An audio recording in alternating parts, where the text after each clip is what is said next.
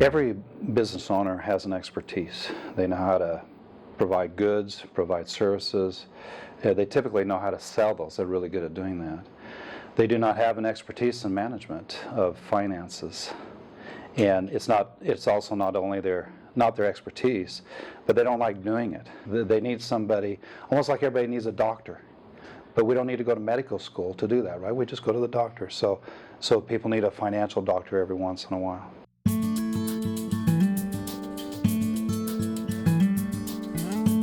B2B CFO is a partnership where we support executives and CEOs to help them sleep better at night by helping them with their cash and profits. I believe that young or small business owners should understand their financial statements. One of the key things that they need to understand is how profitable they are. They also need to understand what's driving profitability. These things speak volumes to a bank or to a lender, to an investor, and if they don't understand those things, they're going to have a hard time getting any capital to be able to survive in the future. Hosco Fittings manufactures stainless steel, cavity-free, smoothbore fittings, hosing, and tubing and accessories used in fluid handling systems for paint, coatings, and other materials.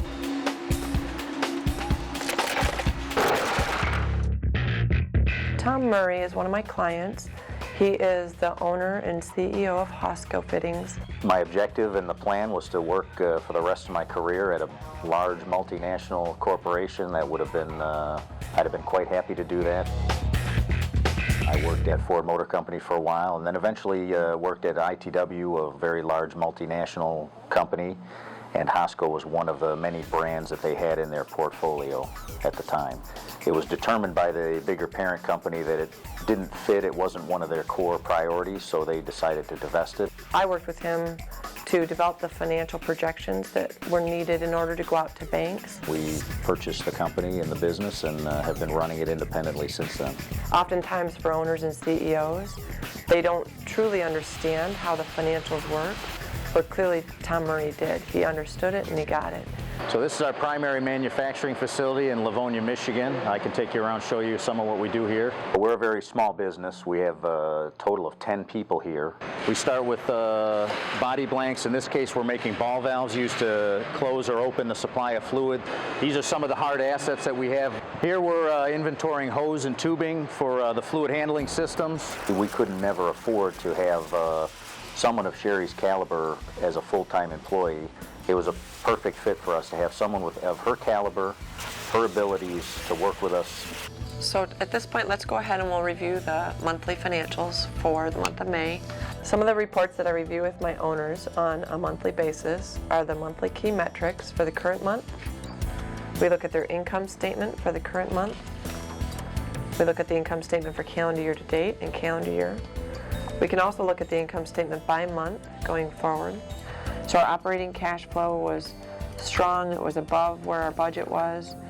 The things that are driving that, so inventory, months on hand. We meet on a monthly basis for several hours to review financials. She spends additional time throughout the month reviewing some of our metrics, and we share data back and forth. So I would say on average it's probably 10 to 12 hours a month. Some of this stuff is interesting for me because it says more of a trend-wise, right? What things are we spending money on and what things are we not? On the income statement, I'll show you top-line sales or revenues. It will show you expenses. So it's the answer to if you're making money or if you're not making money at your business. Then there's the balance sheet. The balance sheet is kind of the offset to the income statement.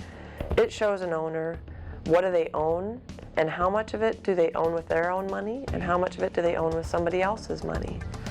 Okay, so if we look at cash, the accounts receivable days are at 70 days. The accounts payable days are also in line with where they should be. Here on the floor sort of rolls up into the financial statements that we look at on a monthly basis.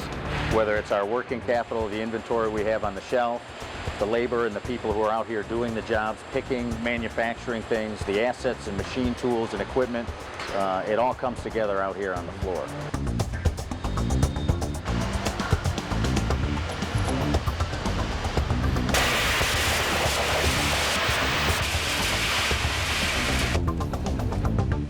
They shouldn't in my mind, be looking at all the detail that comes out of, say, QuickBooks. They need to understand cash, because if they ever expect to grow past, you know, that one person with the laptop who has an internet website, they're going to need cash at a minimum for marketing or for outside support.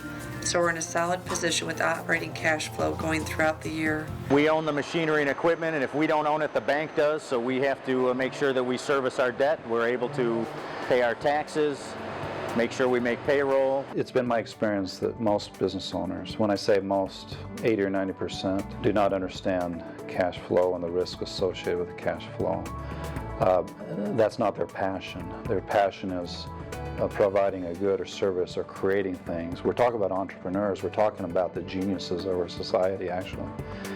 And these geniuses are not interested in cash flow. There's an assumption going in that everybody's going to be so happy that they're just going to throw money at us and it's just going to go in the bank and then somebody's going to take care of it. Being a small business owner is not all fun and games. There are a lot of things that can keep you up at night. It is very rewarding and exciting to be part of something that you know at the end of the day you've created and done something that's good for you and for everyone else involved in the business. On a daily basis, I am helping owners be able to realize their dreams, and the impact is immediate. Can you guys think of anything else that's extraordinary that we should be planning for on cash?